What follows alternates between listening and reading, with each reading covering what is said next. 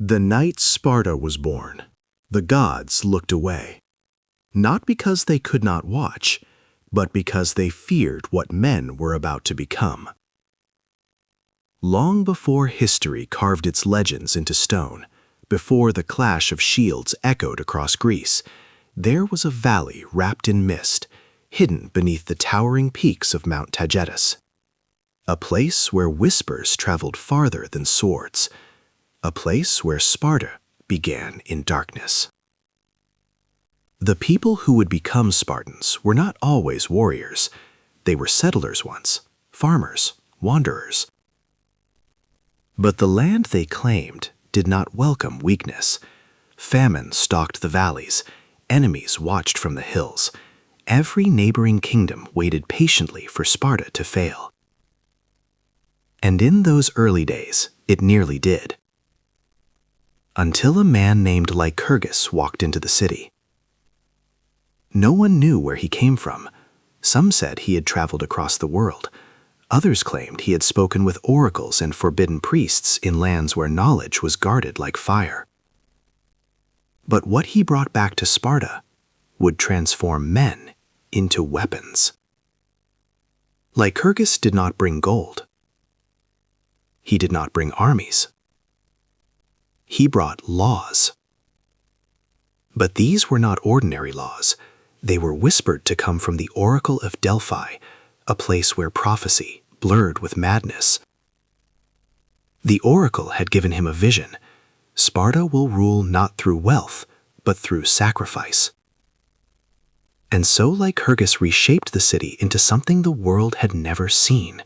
Children no longer belonged to their families. At the age of 7, boys were taken from their mothers and thrown into the Agoge. A training that did not simply teach boys to fight, it erased their humanity. They were starved so they would learn to steal, beaten so they would learn endurance, forced to sleep in the wilderness with nothing but reeds and darkness, and if they were caught stealing food, they were punished. Not for stealing, but for getting caught. Sparta was not raising soldiers, it was creating something colder. Something the rest of Greece could barely understand, a brotherhood forged not by love, but by shared suffering. In Sparta, weakness was a crime. Even newborn children were judged. Elders examined every infant. If a baby was deemed too weak, it was taken to the cliffs of Mount Taygetus and left to the mercy of the mountain, because Sparta believed one terrifying truth: only the strongest could protect the city.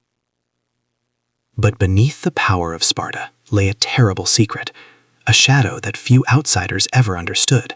The Spartans ruled over a vast population known as the Helots, conquered people, enslaved, outnumbering Spartan citizens 7-1. The Spartans feared them, not openly, but deeply, because if the Helots ever rose together, Sparta would fall in a single night. So each year something chilling happened. The Spartan leaders declared ritual war on the Helots. This allowed young warriors to hunt them in secret missions called the Krypteia, moving through the darkness, silently eliminating anyone who appeared strong, rebellious, or dangerous. It was warfare without battle, control through fear, and it kept Sparta alive. But it also meant that the Spartans lived in constant tension. Their strength was built on a fragile balance. Then came the war that would test everything Sparta had become. From the east, a storm was rising. The mighty Persian Empire, led by King Xerxes, ruler of millions.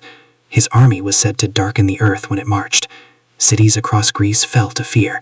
Some surrendered, others begged for mercy. But Sparta prepared for war. At a narrow pass called Thermopylae, the Spartans made their stand. King Leonidas marched with 300 Spartan warriors, not because that was all Sparta had, but because those 300 represented the finest warriors ever forged by the Agoge, each one a master of shield and spear, each one ready to die. And as the Persian army approached like a living ocean, a Persian messenger stepped forward and demanded surrender. He told Leonidas, "Our arrows will blot out the sun." Leonidas looked at his warriors and calmly replied, "Then we will fight in the shade." For 3 days, the Spartans held the pass, 300 against thousands, their shields locked, their spears relentless. They turned the narrow pass into a wall of iron. But Sparta's greatest strength also carried its greatest weakness, a hidden path through the mountains. A traitor revealed it to the Persians, and the Spartans were surrounded. Leonidas knew the end had come. He dismissed most of the Greek army, but the Spartans stayed, because that was the law they had been raised under. Return with your shield or on it. They fought until their spears broke, then with swords, then with bare hands. And when the last Spartan finally fell, the legend of Sparta had already begun. But history hides one final truth. Sparta's greatest power was never its warriors, not its shields, not its kings. It was its belief. A belief so powerful that generations of men willingly gave their lives to protect something larger than themselves. And even today, more than 2,000 years later, the word Spartan still carries the echo of something ancient, something relentless, something forged in darkness. Because Sparta was never just a city, it was an idea, and some ideas never die.